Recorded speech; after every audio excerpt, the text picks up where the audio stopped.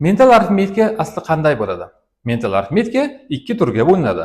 Birinchisi, avvalo mental, ya'ni aqliy arifmetika, qo'shish, ayirish, ko'paytirish, bo'lish kabi amallarni bajarish, miyada bajarish hisoblanadi.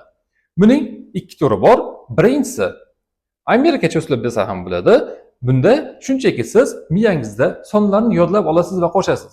Ya'ni 80 ni qo'shamiz 20, qo'shamiz 30. 80 ga 20 ni qo'shsangiz 100, 30 ni qo'shsangiz 130. Shu kabi miyada hisoblash. Bu chuqur diqqatni talab qiladigan usul hisoblanadi.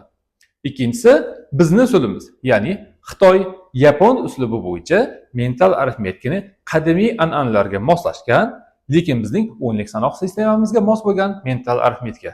Bu juda ham oson aslida olganda. Shunchaki toshlarni 5 dona toshni o'rnini turli xil shaklda joylashtirish orqali 0 dan 9 gacha sonlarni hosil qilish mumkin bo'ladi. Shu bilan birgalikda osongina qo'shish, ayirish mumkin bo'ladi. Shunchaki toshlarni joylashuvini eslab qolish orqali misollarni ishlash mumkin bo'ladi. Bolalar ham buni bemalol bajara olishadi. Bunga sabab esa mental arifmetika boshqa ruchka, qog'oz, doskada yozganingizdan ko'ra bir necha barobar ustun tomonlari bor. Eng asosiy ustun tomoni uni qo'l bilan ushlay olishda, ya'ni mental arifmetika sonlarni qo'l bilan ushlay olasiz. Bu bolalar uchun yanada tushunarliroq bo'lishga yordam beradi.